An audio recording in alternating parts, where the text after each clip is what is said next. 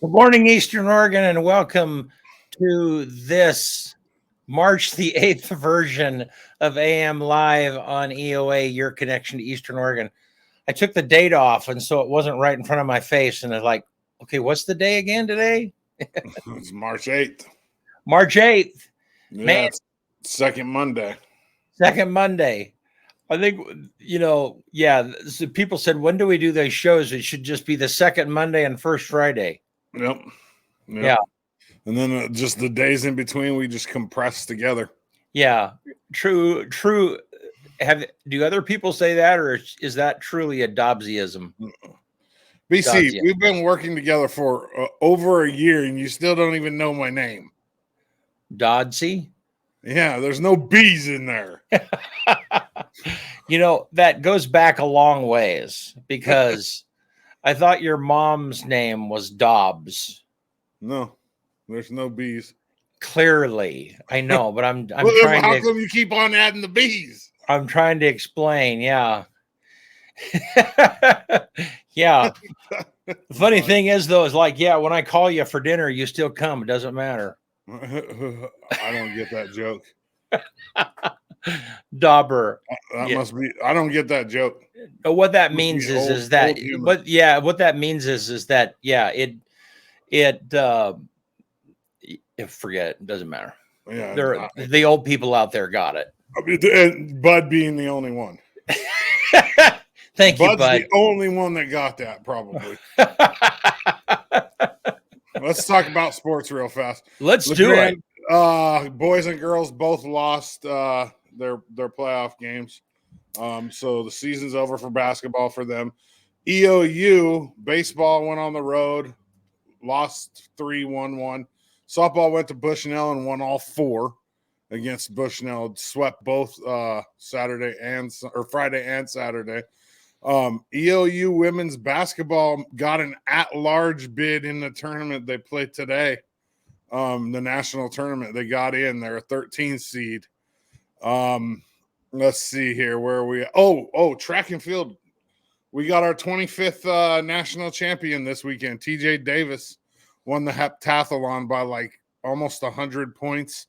Sam Rodowig, All-American in the heptathlon. Maggie Ledbetter, All-American in the shot put. And Michelle Herbis, All-American in the 800 meter. Let's see. Wrestling, another one. 2 All-Americans. EOU, first time, 2-time All-American Noel Orozco, heavyweight. I think he finished 5th or 6th. And then Kyle Knutson, who also plays baseball, his first All-American, and he finished 4th. And EOU finished 13th as a program. Wow. Which is pretty dang good considering the fact that of the 6 qualifiers, 3 of them were true freshmen. 1 was a sophomore. 2 were seniors. So we're young. 6 guys qualified for the national tournament, and 4 of them were underclassmen. Wow. Pretty solid. I mean, Azure's got some good things going on with that wrestling program, and it's the Tiger game was good, huh? It was a buzzer beater, bud. Man, I tell you, that guy, I don't know who shot that 3-pointer. He was like cold as ice. I mean, he he was totally casual. It was like on the road too. Man, yeah, I mean, I was buzzer beater at home. I was confused for a minute. I mean, I was watching the game and I thought maybe everyone thought the time. I mean, at first they weren't hustling at all. I thought they're going to let it go into overtime and then right at the last spot. I think that was hopefully the plan for LeGrand. I think LeGrand looked past this team. Honestly, yeah. I think LeGrand was a better team. They just looked past this team, and that's easy to do. Yeah, I mean, anytime you have a home playoff game, you're the favorite. I mean, you don't get home playoff games because you're not the favorite. Yeah, no. And for those of you that didn't see that game, LeGrand was behind most of the game and really hustled and tied it up with 10 seconds left, 6 seconds left, and they threw it in. And who were they playing? I can't remember again. It was Banks. That's right. Yeah, they threw it in, and this guy just dropped a 3-pointer from way out. I don't think anybody was even defending him. I don't think they expected. He wasn't that far out. I mean, he was maybe like 3 feet off the free 3-point line. We didn't guard him as well as we should have. No. I mean, I think that was what I mean. That's what was just so surprising. It's like, wait, he has time to shoot it. It went in. The game's over. I mean, it was just boom. Yeah. Yep. I think that kind of. And I'm not talking down on like Coach. Why am I having a brain fart? But I kind of feel like that. Why can't I think of his name? I've talked to him hundreds of times, and I can't think of it. Corolla. Okay, so I think that kind of like his teams. One of the downfalls for me is they're lackadaisical. They're not disciplined. They don't shoot free throws well. Like you can tell when a team's disciplined because they tuck their shirts in. They shoot free throws well. That's the first two things I look at for discipline. If a team shoots free throws well, and if they look decent, like their uniforms tucked in, you know what I mean? That's part of sport. And then when I see that that's not happening, then I automatically say there's a lack of discipline. And 99% of the time, I think I'm right. Yep. Well, that was. I think everybody's breath was like, oh, but yeah. Well, that sucks. So baseball time though. It's baseball time, and we're gonna make a run at a state championship, LeGrand, for sure. Oh, we forgot to mention Union girls. The Union girls brought home their first state championship this weekend. And their coach is a former EOU All-American, Jordan Klebaum. I think it was in Pendleton. I've seen so many pictures on the internet of it. Oh my gosh. Wow. How awesome. You know what I mean? Right. And we posted some pictures yesterday that Misty Joe took, right? Joe. Yeah. Yep. Really, really great stuff. Yeah. Yep. Congratulations to Union on that. That's awesome, man. I mean, it's anytime any team in the Valley wins a state championship, let's go. Yep. No baseball today, though. No, I don't even think we need Gabe today. I mean, I can do the weather. Crappy. Period. Again. Yesterday it was 55 degrees and sunny. I know. It's like what happened? Where did it go? Let's see what he says. Heading into the day on Tuesday, most of us will top out in the lower to mid-40s, stuck into the 30s towards Meacham and Baker. Warm spot 52 in Ontario as we see drier conditions out that way, with even a few sunbreaks popping up. Otherwise, gloomy up to the north with steady precipitation much of the day. Really only trace amounts of snow down to the lowest elevations. You really have to get up about 4,000 feet to see several inches of snow possible. Heading into the day on Tuesday for LeGrand, it does look like this. A mixture of rain and snow in the morning. By the time we hit midday, that's going to be the steadiest and most amount of precipitation we will receive. The temperature could warm slightly into the lower 40s, meaning a lot of areas could just see rain, but that'll quickly cool off in the afternoon as we see more snow mixing back in. In fact, our best possible chance to see all areas seeing some lightest snow accumulations will be late in the evening hours. Westerly winds will be gusting up to 30 miles per hour in spots. Heading into my short-term forecast for the Grand Ronde Valley, we'll top out at 40 degrees for Tuesday. We'll drop into the lower 20s overnight. That's when we could see a couple inches of snow across the Grand Ronde Valley. Trace amounts of snow continue into Wednesday as we are much cooler into the lower 30s. Snow maybe tomorrow. Nah, I'll pass.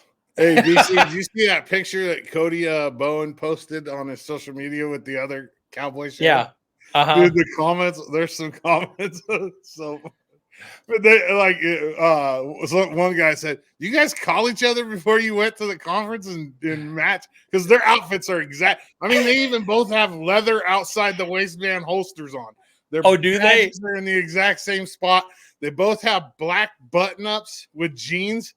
Oh, that's funny. Light tan leather belts and cowboy hats. And they look exactly, I don't know the guy's name, but man, Cody's been taking a ribbon. And maybe that was the joke. They were there like they look. I mean, I don't. Cody said that it wasn't on purpose. No, but what I mean is maybe does he know that dude? I didn't even look. Or maybe they saw each other at the conference and like, hey, we dressed alike. We should take a picture. This guy is like Cody had the privilege to meet one of the best, is what Cody said. Okay. So I mean, it was like, that's funny. But they look like twins. Yeah, we'll have they don't to ask look similar in the face or anything, but their outfits, I mean, yeah, even to where their shirts are rolled up the same. It's crazy. We'll have to ask Cody if he ran back to the room and changed. I'm just kidding. Like we'll have to give him crap when we see him. Yeah. Here, let me share my screen and I'll show the picture real fast. Okay. I'll share my screen real fast so people can know what I'm talking about.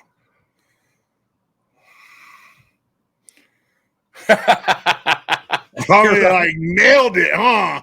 Yeah. It's like, that is funny. It's like the exact same outfit. Oh, that's funny. Yeah. All right. Well, hey, today we have Wade Twilegar with us today, and a friend of ours, and he's going to jump in with us for just right after this commercial. We'll be right back.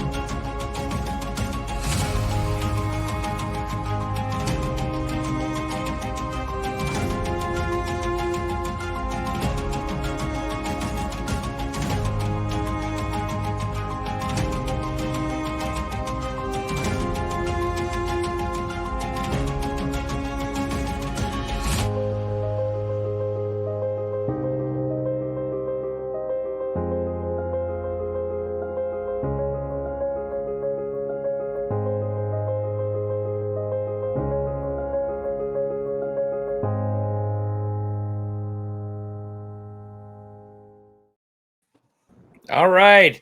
Boom. Hey, Wade, how are you, man? Doing well. Thanks for having me this morning. Yeah, you bet. Now, you and Kyle were in school together. Is that right? That's right. And we probably can't talk about too many of those stories. We just keep hey, we can talk about hooping up, though. I wondered if that would come up. One of my favorite. It was one of my favorite times that we ever had together, dude. Yep. We were the underdogs. We went to Boise, and it was me, you, Danny Jakes, and Jake Tolan, and we just dominated that whole tournament. Like nobody could. Yeah. Yeah, I remember somebody walked up to us and said, "You guys don't stand a chance. There's two teams here, one from Capitol and one from Bora High School, and they're one of those guys are going to win it all." Wasn't one of the Knighty brothers on one of those teams? The Capitol team, huh? Yep. Yeah, and then you remember one of the moderators, one of the court moderators, that guy after we played our first game, he's like, "I knew from the very beginning you guys were going to win the whole thing." Yep, that was fun time, man. That was a fun. great tournament. Yeah, that was fun. So this was basketball? Yes. It was after we graduated. It was the summer, wasn't it? It was the summer after our senior year. It was the '97 summer. Yeah, so summer after our senior year. Yep. Yeah, Brett. I'm surprised you haven't heard about this. It's pretty famous situation. Hey, two guys that weren't even on the varsity team, like went and beat up on a bunch of dudes that were like top players in Boise. Like, I got cut my senior year because I chewed, and then Wade, you didn't even go out, did you? No, I got into other bad things, and we were like the rebel ball players, man. We showed up, and Kyle dominated.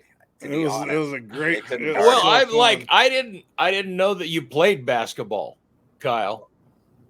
I was decent at basketball, BC, pretty decent. Yeah, well, I mean, I can understand why. I just didn't know. Yeah. What you wouldn't know about Kyle necessarily is the guy could drop threes. So that was the key for us, is he could dominate on the inside, and then they wouldn't guard him on the outside, and he'd start dropping three balls, and then they're like, "What are we going to do with this guy? We can't." Hey, all four of us had different skills, though, man, and it just meshed together perfectly, right? Yep. Like it really did. We built a team that couldn't be beat. I mean, that's just how that's what it was. And Jake Tolan had maybe way too much self-confidence. That What last did he shot, say? I'm golden or something he like said that? golden before he even left his hand. He said golden, game winner. That was the championship game too. That wasn't was it. That won everything. That shot. Yeah, that's right. But it was 4-man basketball. Three on three.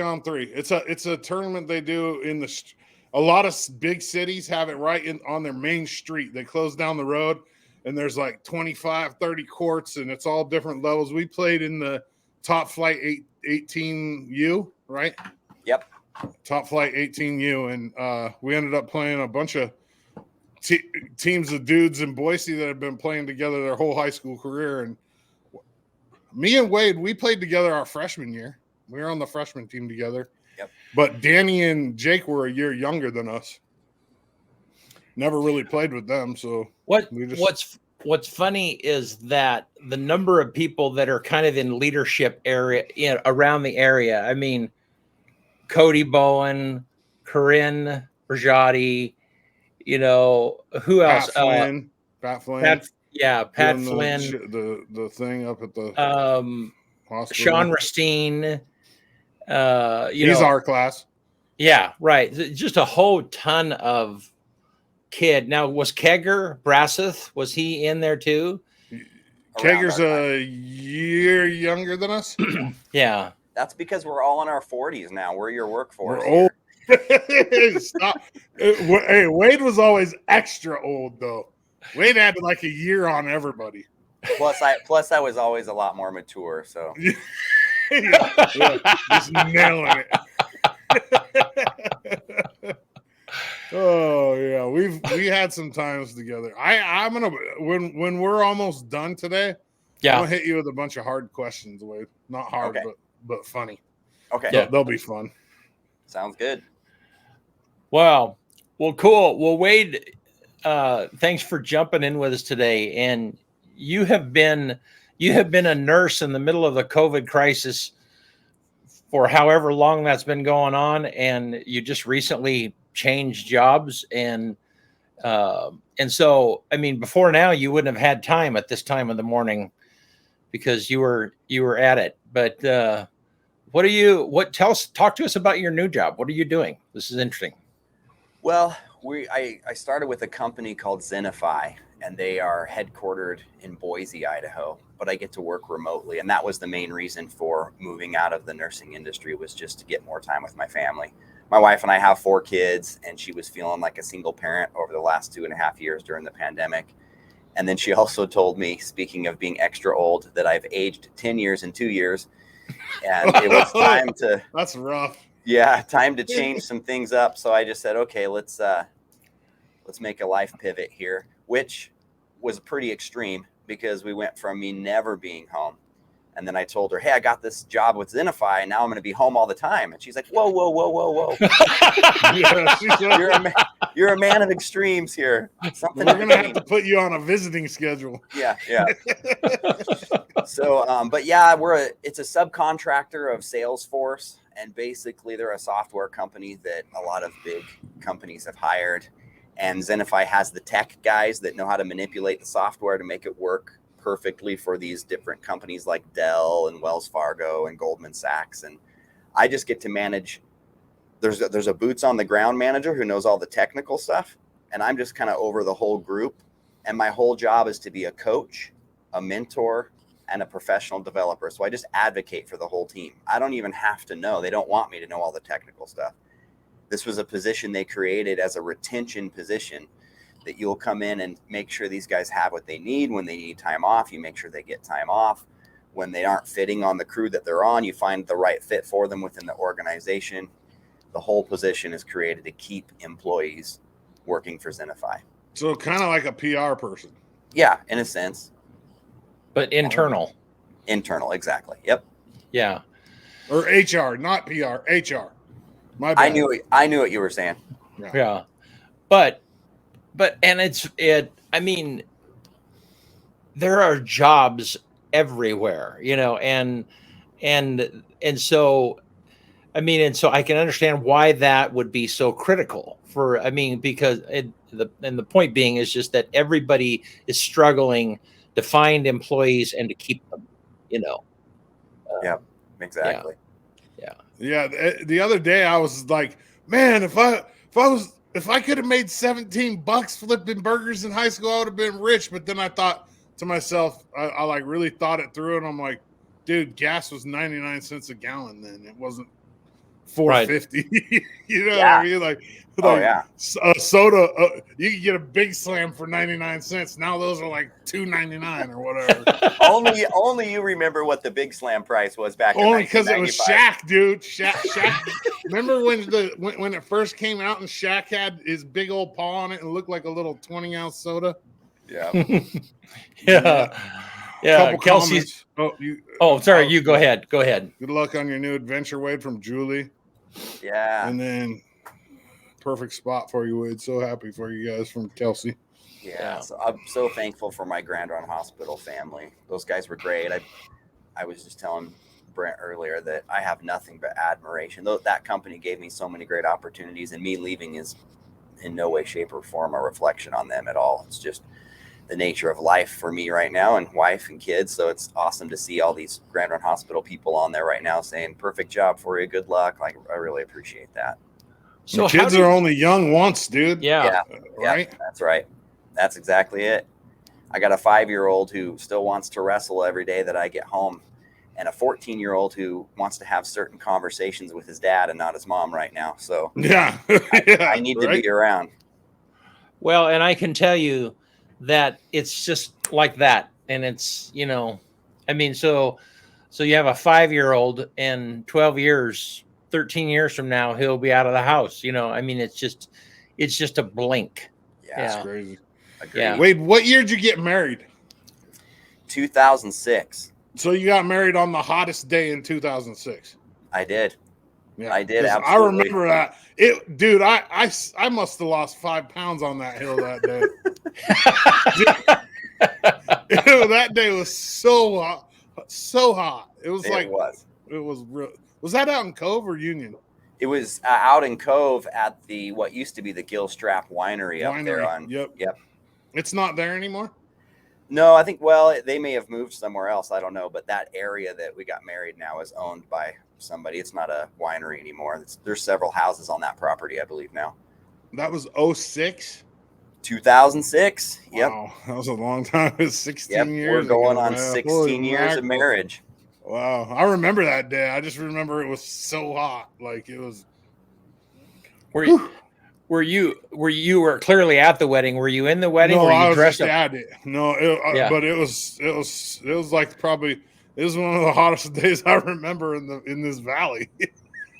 That's how you know who your real friends are, right there. People show up and they stay at the wedding even though it's 107. People are stroking out. So you've had a really varied career. Talk about your career, what you've done, and clearly you went into medicine and now this. I think it's just really interesting. Yeah. Well, I actually was managing 2 full power radio stations before I went into nursing. And then when the economy took a tank in 2008, the FCC said, well, people who used to have local radio stations can now operate remotely. And so this big company in California was like, we're getting rid of all of our rural managers. So I actually told my wife, I'm like, okay, well, career change here. And the 2 things I was interested in at that time were being a police officer or a nurse. And my wife said, I don't know if I want to be married to a police officer. And nothing against police officers, but I think she just didn't want me in that field. Sure. Everything that goes with it. But so I said, okay, let's do nursing. And like I said, Grand Run Hospital, man, they took a chance on me as a med-surg nurse and then an ICU nurse. And then I was able to manage the ICU for about 3 years before I took on both the ICU and the medical surgical floor and the floats at Grand Run Hospital. So had leadership position there for just over 5 years. And then here recently, this latest career change is, it's a big pivot. It has nothing to do with healthcare, but I was looking for a company, and I have a buddy who works inside that company. And he was letting me know for the last year, like, you got to try this place out. The culture here, the environment, the work-life balance, everything that you're looking for, it's here. So I had an in with him, and yeah, I'll start on Monday. Monday will be my first day onboarding with the new company. Oh, sweet. Yeah, I'm excited. And you get to be at home. Yes. Working at home's tough, though, dude. You have to be like super organized and like super disciplined, and it's tough. Do you have a space yet? Yeah, I think so. Are you trying to get me to quit before I start, Kyle? No, I'm just telling you. Go back to nursing. Yeah, I got a space, and I do have. Amanda and I and my wife, we've talked about the challenges of it. The thing about it, though, is Boise isn't that far away, and I have both my sisters live there. My best friend who married my cousin lives there. So there's going to be weeks that I cruise over there and go into the actual office. I want to shake people's hands and meet people. And so, I don't know. Yeah, I got a space. We'll figure it out. The kids are homeschooled, so it is going to be definitely interesting. They're all in the house at the same time I'll be working. We'll see if it works out. Wait, you said both your sisters. Your brother doesn't live there anymore? No, he's in Mammoth, California. Oh, huh. Yeah. So if you ever want to go skiing in Mammoth, let me know. I can hook you up. We stayed at his house when we were in Boise. Yep. We were young bucks back then. I didn't know your other sister lived in Boise. I know Sonny lives there. Yeah. Yep. Nice. Cool. Yeah, I remember that road trip to stay at my brother's, and you convinced me to take my first dip. I'm a You're like, you've never chewed before? I'm like, no. Here, and about 30 minutes down the road, we're pulling over, and I am not feeling so good. I'm surprised I could play basketball that weekend, buddy. I do remember that now. Oh, God. Hey, everybody in Eastern Oregon's got their first dip story, pretty much. If you grew up here, you got your first dip story. What about yours, Brent? I've never had a dip. I have no desire at all. Mine was, I was 14 down at Optimist. I'm not gonna say any names, but somebody gave me a dip of Kodiak, and I only lasted about 5 minutes, and I had the Wawas and was chucking it up. Well, I'm thankful that it was bad enough I never tried it again. So, attaboy. Yeah. Good for you. Should I hit Wade with a couple hard questions? Sure. Yeah. All right. Well, so these are more fun than hard. Okay. All right. You ready for this, Wade? I hope so. So the room that you're sitting in, how many pennies would fit in there? How many pennies? Yeah. How many pennies do you think would fit in that 7 room? billion. 7 billion. The size of that room is what, about 15 by 15 BC? Yeah. How about that? So what? All right. Here. So 7 billion. You're not even close, by the way. It would take a lot more than that. A lot more. A lot more pennies to fill this room? Yeah, than 7 billion. Why? What is it? I don't know. What's the I answer? don't know the exact answer, but it would take a lot more. Who would win in a fight between Spider-Man and Batman? Spider-Man and Spider-Man. Why? Well, I think that one, Spider-Man, more agile. You know, he can outlast all of Batman's little contraptions. Yeah, but dude, Batman has armor. But what good is it? It's kind of like and who the would win. Batmobile. And he has Robin. Spider-Man don't have a sidekick. So it's kind of like this: who would win in a fight between Kyle Dodds and Wade Twilegar? I'm just gonna run, dude. I wouldn't you're fight. Not, and at some point, I'm not you're a fighter. I'm a You're lover. gonna get worn out. Yeah. Come here. I can't get here. Come here. All right. A penguin walks through the door right now. Like walks through the door wearing a sombrero. Right? Okay. You with me? What does he say and why is he here? What does he say and why is he here? Yeah. A penguin walks through the door with a sombrero on. What does He he say? says, and why I is he here? don't know why you were suckered into coming into this show this morning, but you've got some words for Kyle afterwards. That's what he says to me. If he has a sombrero on, is he saying all that in Spanish? No, it's just a prop. It's a prop. All right. Bud says he fell off a fence on Copenhagen his first time. I told you, everybody in Eastern Oregon's got their first tip story. Jim McMahon wants to know what's the new gig. He's a late arrival. Wade, that question. Yeah, I'm in the short. I'm working for a company where I get to be a coach for people, a mentor for people, and help them with their professional development. Just help them advance their career. Nice. If you ran away and joined the circus, what act would you be? I'd be that guy they shot out of the cannon. You would? Yeah, through Not hoops me. of fire. That'd have to be a big ass cannon for one thing, if it was me. And for another thing, I'm afraid of heights. I'm not doing that. No way.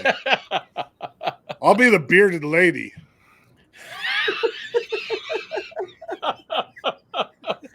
Oh, I love Speaking of ladies, today's International Women's Day, so March 8th. It's been over 100 years. A lot of countries actually, it's an actual holiday in a lot of countries. It's not here in America, but it's International Women's Day today. All right, another question. What's the worst thing about humanity? Our desire for power. Would you tie ego into that? Yeah, I mean I think absolutely.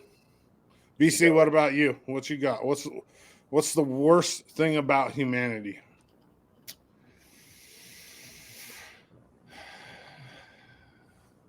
I don't know. I think that's a pretty good answer. The desire to always do better. I mean, that's the thing that drives you and keeps but it also drives humanity towards evil, because if you try and get better, eventually you want to be better than that person or that person or that person. And so, yeah. Bud says greed, which I think ties in with that. And Jim wants to know what company. Zenify. Not Robert Half, Jim. Zenify. Zenify is the name of the company. Yep. Zenify. All right, let's go for a couple more of these questions. What was the last thing you Googled? The last thing I Googled, the Chicago Bears. You're still you're still a Bears fan? I am, man. Oh gosh, I'm sorry. The Chicago Bears. What are you trying to do? See if they sign like your savior or what? No, I actually just have this habit of checking in on their news. And last night, Justin Fields, I think I'm hopeful. I'm hopeful that guy's going to be the future for that team. I've liked him since he was on QB1. Yep. I mean, when he was in high school, he was great. And he had a couple little bumps along the way through college, but man, I can't disagree with you. He's legit. BC, what about you? What's the last thing you Googled? The last thing I Googled was to see if the local was open yesterday, the coffee shop downtown. And the last thing that I Googled was famous quotes. There you go. I always end the show with a famous quote, so I Googled it to.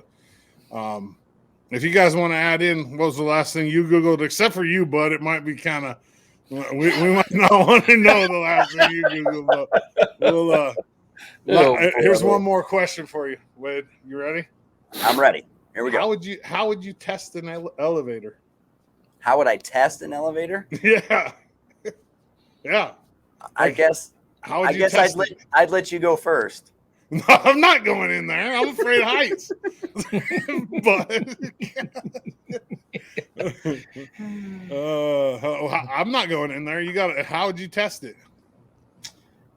Maybe I would just use the stairs, push the button, and see if it comes and down? see if it comes all the way up from the bottom floor. But what about how would you? Then I'd go back down the stairs and push it to go and see if it goes down. Yeah, there you go. That would work, but you ain't got no weight in it. You'd have to like put some bags in there. Just take that cart with the luggage cart with a bunch of luggage on it. Throw it in just there. To make sure if you put like 6 or 8 people in there, you ain't falling off the hinges. So hey, I got an interesting elevator story. I was at a conference at this big hotel in Indianapolis and was in the lobby, and the lobby was totally jammed full of people. It was like 8 o'clock in the morning. Everybody was getting ready to go to the conference. The elevator's doors open and out walks a toddler, by himself. That's Ugh. Yeah. awesome. Yeah, and so and so scary. I knew. That's scary. Yeah, I knew that there was a mother that was panicking somewhere, So I picked up the toddler and I just waited, and just sure enough, a few minutes later, this mom comes to. I mean, she was just, and So that little toddler let you pick him up, didn't start crying or anything. no, like that? he was like totally cool. Like, hey, I think we should just wait right here. I'm sure your mom's going to be coming any minute. My kids were smarter than that. If they seen a creepy dude, they would have bounced. Well, this was, I mean, He's saying Brent's a creepy dude. well, but you know how, and after I had that happen, and when I had little kids, when you're at the hotel, they come out of the room, they run, and that's exactly, they were way ahead of mom or dad. And they're fascinated with the elevator. Yeah. Oh, they love it. I got an elevator story. I was in Vegas. How old was I? 22, 23. We all went down there to partake in the Vegas lifestyle for a few days. We were staying at the Luxor, and I was walking towards this elevator. And if you've been at the Luxor, they have a separate elevator that takes you up to the fancy rooms, right? Mm-hmm. And I look over there, and out walks Janet Jackson, right in front of me, like right in the special elevator is like right here, and I'm standing kind of by it, and she just walked probably within 10 feet of Janet Jackson. And if you're my age, Janet Jackson's a big deal. Yeah. That's kind of Awesome. cool. You ever met any celebrities, Wade? Oh, I don't think so. No. The closest I've got to celebrity is you two this morning, I think. Oh, yeah. There's no celebrity here, Red. BC, you ever met any celebrities? Yeah, a couple. Glenn Close, I met in Kansas City one time. And then there's one of my heroes is a songwriter named Bill Gaither, that not everybody would know who Bill Gaither is, but he kind of emerged in the 60s and changed Christian music forever and he still lives. He's still living. And so he was real influential when I was growing up. And I was at a conference. I mean, I've thought, I was at a conference room, a conference, and all of a sudden him and his entourage came. He was the head of the entourage. He just came through the door. And the only thing I could say was, hi. That's all that came out, and then he walked on by. It's like, really? That's it? That's the only thing? Yeah. I was like, Well, at least you didn't try to audition in front of him and just start singing. You have a great voice, but. Well, thank you. But Bud yeah. He went on a Gaithersburg cruise. Yeah. I don't know. Is that what's that show that's on either HBO or Stars? It's got it's like the Righteous Gemstones. You seen that? Oh, so it's about this family, and they're like the televangelical family, and they have this multi-million-dollar basically racket. Yeah, it's not like that. Oh, okay. But no, when you were talking about the Super Bowl halftime show and Dr. Dre and some of those huge influencers who made such a difference in that music, and that's kind of Gaither. Bill Gaither is he's one of those people. Music? Yeah, he's one of those people. He was, and so he wrote a bunch of songs back in the 60s that were very popular. But the most significant thing is that he found young artists and kind of pulled them in so they would open at the concert, and those young artists then became big. And and so that's how he really changed. So he was kind of like the father of that movement. Wade, are you still involved in your church? What do you do there? Well, have just recently started going to a new church here in town, Christ Church, just downtown. Yeah. But for 20 some years, I've led worship and been, as Brent was just talking about, involved in the Christian music scene around here, and then also looked up to a lot of Christian artists who were revolutionary, really, in the Christian music scene. Yeah. Who's the pastor at Christ Church? His name Tanner. is Tanner. Yeah. Oh, it is Tanner. I love Yeah, Tanner. yeah. You know, Tanner used to work for my ex-father-in-law when he was in high school. He's from Oh, Lebanon. really? Yeah, Okay. he used to work. Yeah, I know Tanner pretty well. Yeah, I great like Tanner. guy. Yep. Great guy. Very Really good dude. Yes, exactly. Very humble. Yep. And you guys, you guys just have you have a new space too, right?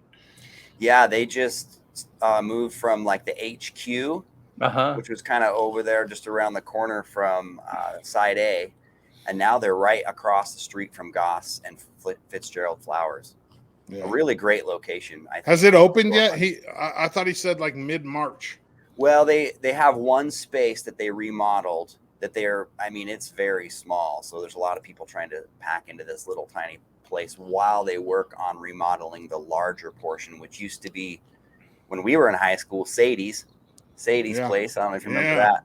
Oh, of course I remember that. And then I think it was what was the name of it afterwards? It became some sort of bar or something for a while, for years it was. But anyway, he's got a lot of work to do. They do as a church. And is it right there on Main Street?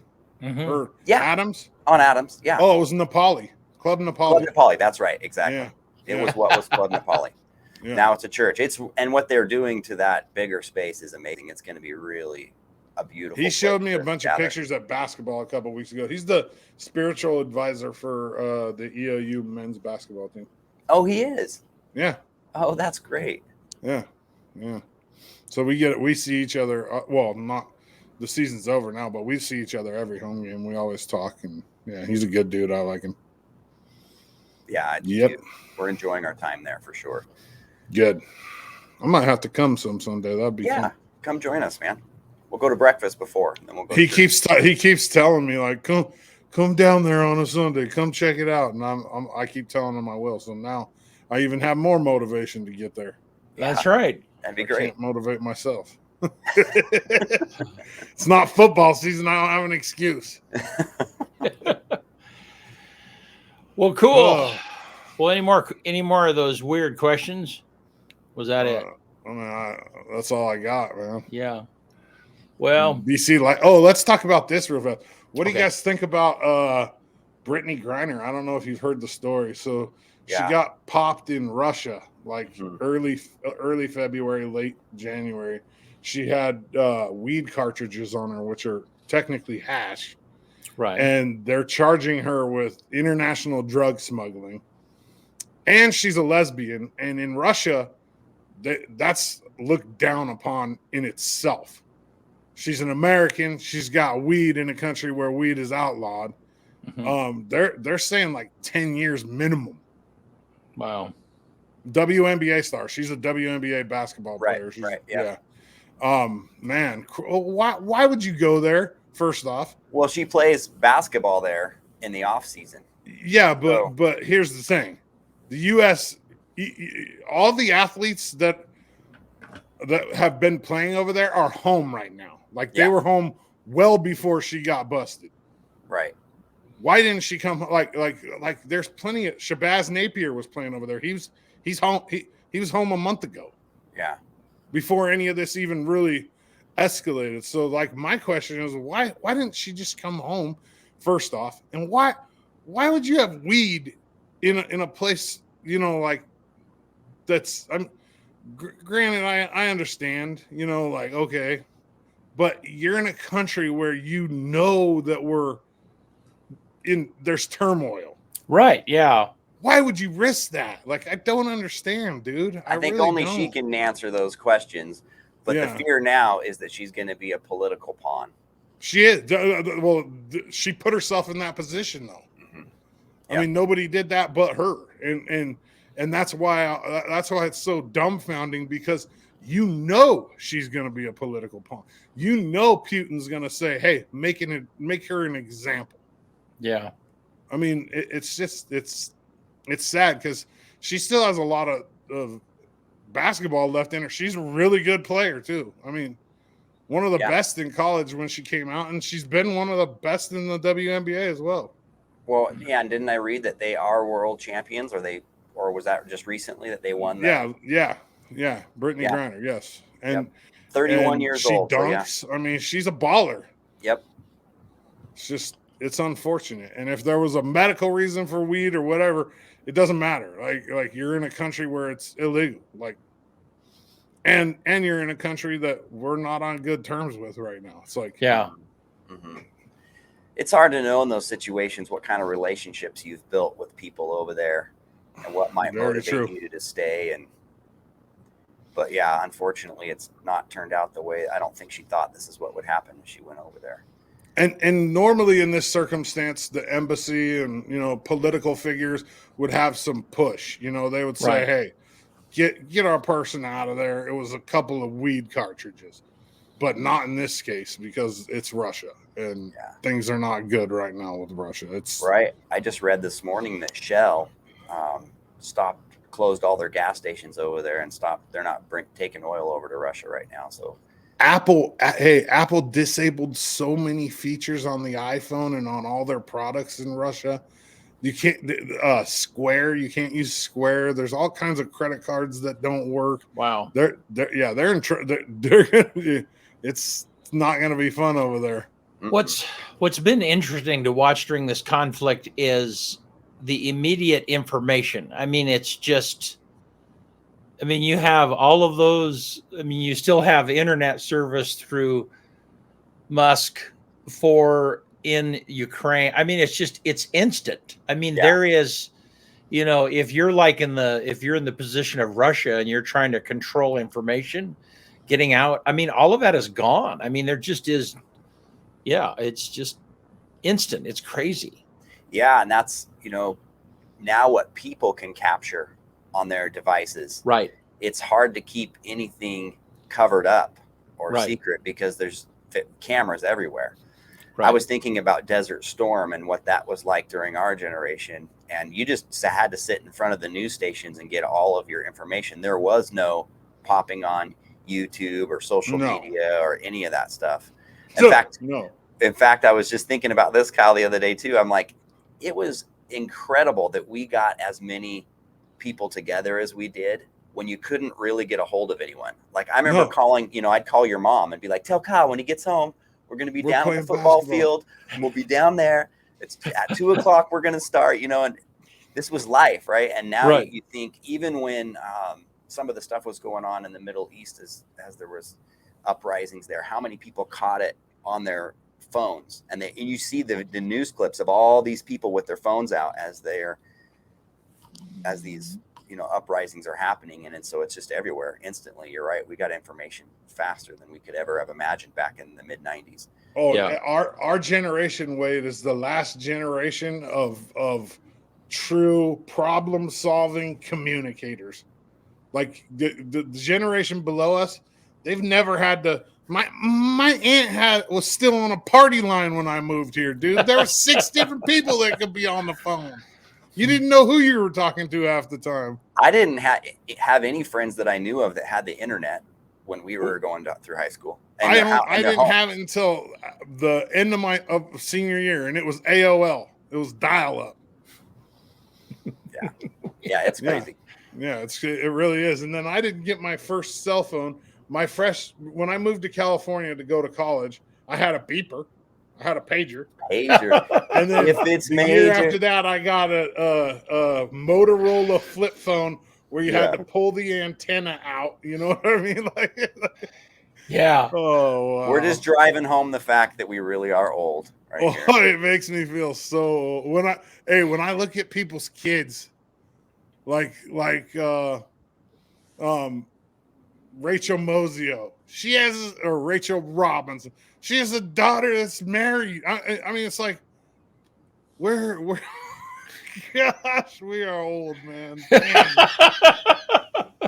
It just happened like that. Yeah. Too, when were you born? What year were you born, Wade? 78. 79. 79. So yeah. Wade's more than a year older than me. Okay. I think close. Yeah. It's all the same now, isn't it? Yeah, it is. Yeah, it all runs together. We can judge by how many gray hairs we have. That's who's the but older. what is funny is when you're 12, 13, 14, a year, all of that really matters. I mean, it's a big deal. I don't know if that mattered for you guys, but the teens that I grew up with, they're all in boxes. I know the people that graduated with me, the people that graduated before me, and the people that graduate. It's, even though we're all friends, the designation is very clear. So Yeah. Yeah, it's wild to drive around LeGrand too in the summertime, because I thought about how many times we got huge football games and basketball games to where you had to sit on the outside of the court and wait your turn, even outside. And now you drive by these fields, Don't there's see it. nobody out there. Never. Yeah. We used to have games up at the college, BC, or at Willow, where there'd be like 3 or 4 teams waiting to play, like to get on the court to play basketball. Yep. And it just doesn't. Even at Greenwood on the little wall dunk hoop, man. Anywhere there was a field, anywhere there was a hoop or a baseball diamond, there were always people playing in the summertime. Yeah. And it doesn't happen anymore. It's like, and why do you? I mean, I think that's because I don't know. Why do you guys think that is? This right here, what we're using right now, right? The internet, computer. Yeah, there's what I would call the modern day hermit. It used to be a hermit would be somebody that like left society and would go up into the mountains and they were trying to get away from everything. But now the hermit is like this generation that's growing up because they can do their shopping from home. They can have all their social interaction from home. Unfortunately, there's a lot of sexual things they can get involved with. Like they're not running out chasing girls because all of it's online now. Unfortunately, there's just so many things that at their fingertips and entertainment that, I mean, there was no way for me, like we didn't have Netflix. We didn't have any of that. We went to the movie theaters or we went to the video store. I remember renting. We're sitting in the video store right now. Yeah. This used to be the video store. Yeah. Blockbuster. Right. So that you were forced to be socially interactive. And now even what I'm doing with my new job being remote in my house, I don't even have to leave my house to go to work. So here you are. Why go outside? People don't. It makes it so weird, Wade. So like during the pandemic, right? I talked to a lot of athletes, right? A lot of college athletes, right? So I'm interviewing them on my show. I've never met them before, right? So, but I introduce myself, like say you're an athlete. Hey, Wade. Hey, nice to meet you. I'm Doddsy, Kyle, whatever, da-da-da-da-da.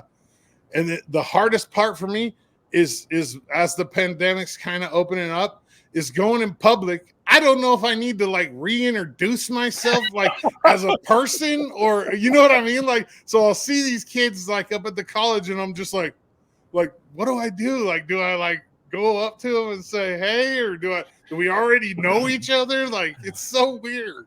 Yeah. It really is. Well, and there is like and I think it's probably been talked at nauseum through over the last 10 years, but especially the last 2.5 with the pandemic, there is a generation that doesn't really know how to interact socially. At least they're not comfortable with it. And you see that fairly consistently. Yeah. Bud nailed it on the head. We're friends. I've never met him in real life. Yeah. The very first time I ever talked to him was during a football stream. We started, giving each other a little badgering back and forth, and we just hit it off. We never met each other in real life. So, like, if I saw Bud in real life, like, do I, like, reintroduce myself as, like, the in the flesh Kyle, or, like, it's so weird. Yeah, and it's funny. And for those of you that don't know, Kyle is 6'5". Yeah, you can't miss me.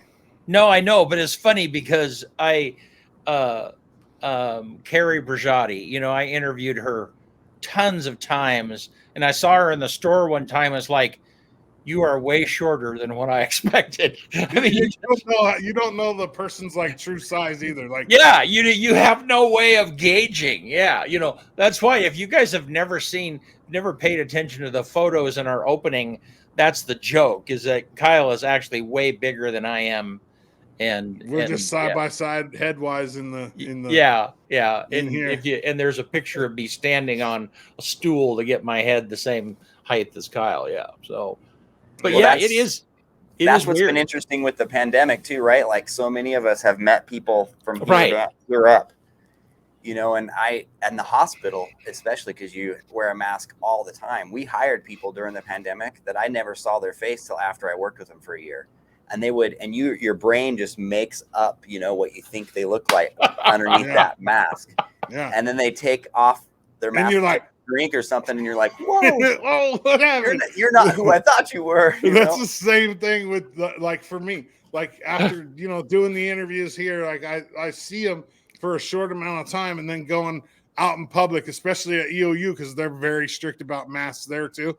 Yeah. I don't even recognize them. Like I don't even know. Like sometimes people will come up to me like during the pandemic and be like, "Hey, how are you doing? It was fun being." I'm like, "Who are you?" "Oh, I was on your show." I'm like, "Oh, my bad. Like you got a mask on. I can't. I don't recognize you." It's just made everything really awkward. It does, Real, yeah. dude. It does. I go through KFC every so often, yeah. And there's a gal who's How often? probably once a week, Okay. anyhow. Yeah, go through at KFC, and there's a gal that's served me many times, and she's very friendly, and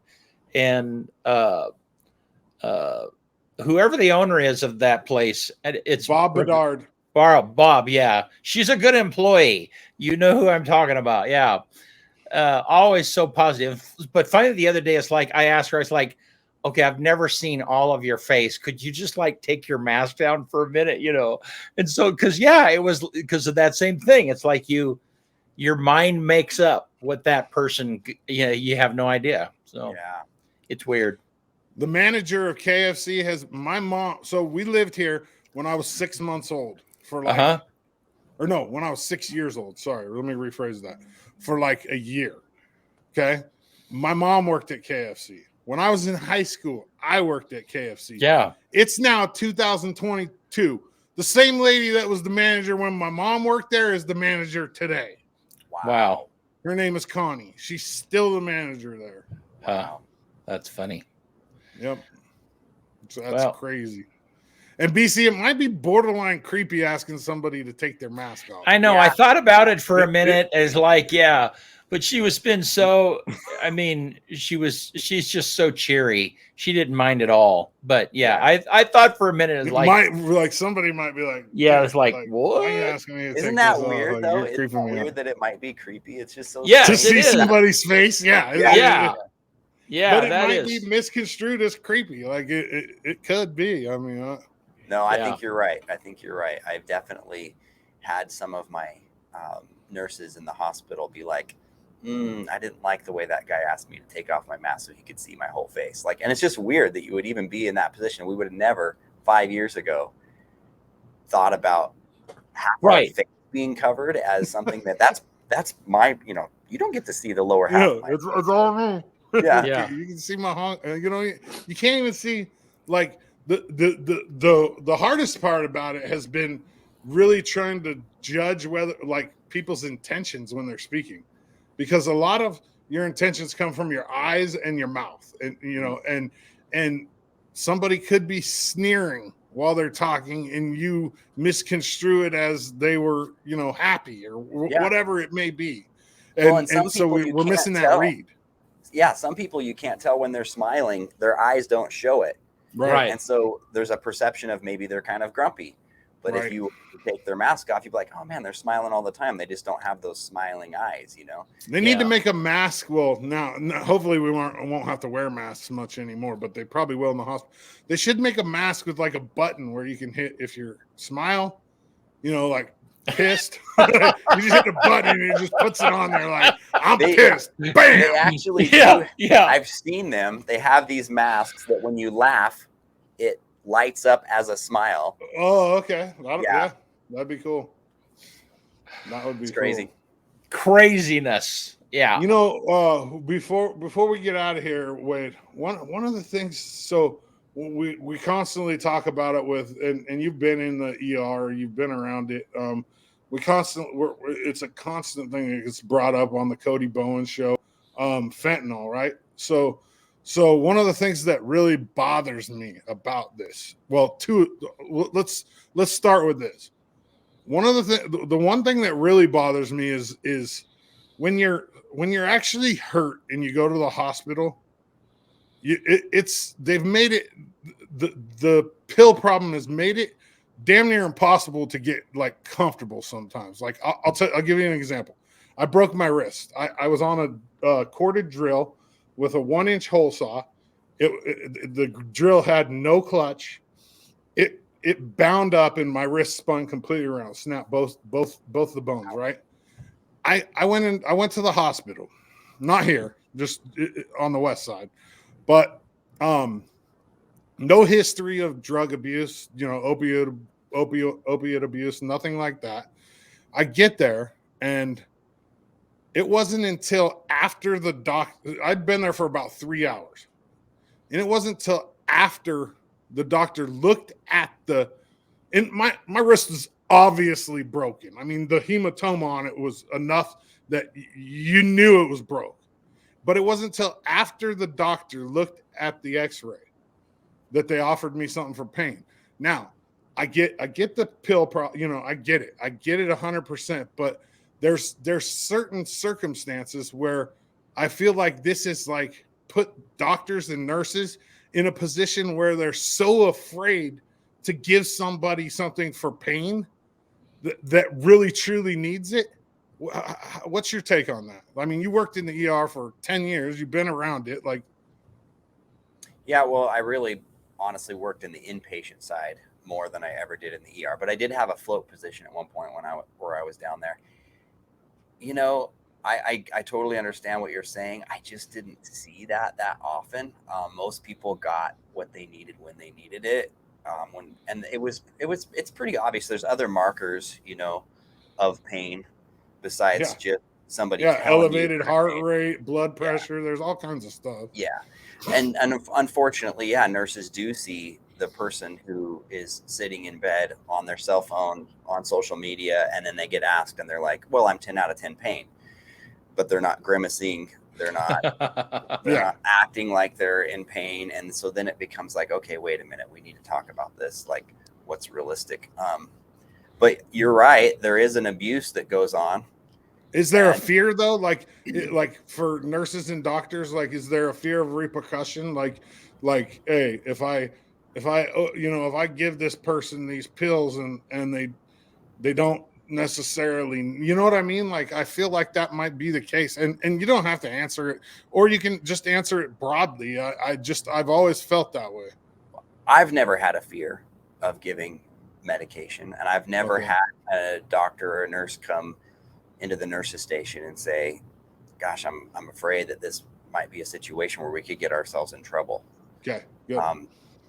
More of what I think happens is that you do have people who, especially on the inpatient side, I will say you do have people that are legitimately in pain and they need their pain medication to help them recover and get up and moving and all those things. And so there's always legitimate reasons. So I do want to be careful, but there are also some who will come in and they'll watch the clock and they know that at 10 o'clock they get their next dose. And again, they're on their phone. They might be laughing. They might be smiling, but they're hitting that call light and they're angry that you didn't give them their pain medication right at the top of the dot, because that's when they wanted it. And there's a difference between somebody who's truly in pain post-op and they need it, and they might need it every couple of hours, and another person who's in there just demanding the nurses give it right at the very second that it's due when they don't seem to be in pain. So I think there's just, because of the abuse that has happened, the opioid abuse, I think there is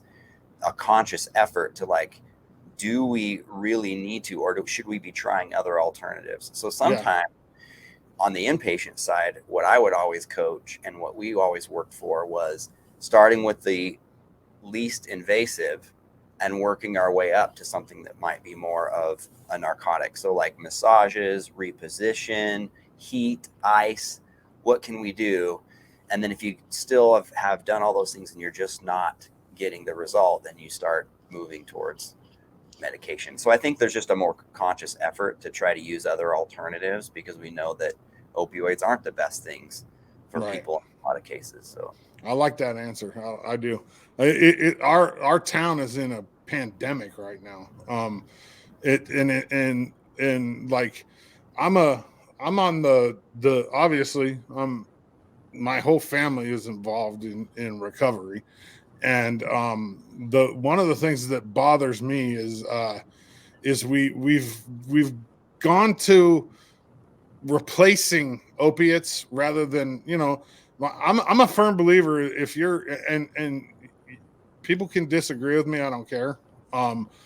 If you're a heroin addict, the best way to get sober is throw your ass in jail for 90 days, and you're going to deal with all the stuff that goes along with that. You're not going to die. And I'm a firm believer in not using a drug to replace a drug. And because, yeah, you can die from alcohol detox, right? You can die from the DTs. You can die from that, but people don't die from opiate withdrawal. And I feel like one of the things that we're doing in this town wrong is doing replacement drugs for opiates and for heroin. We need to just throw people in a jail cell for 90 days. My family will be the first ones to tell you, that it's almost impossible to get 90 days clean without being locked up. And it's just reality. And I think that's kind of where we dropped the ball in this town a little bit.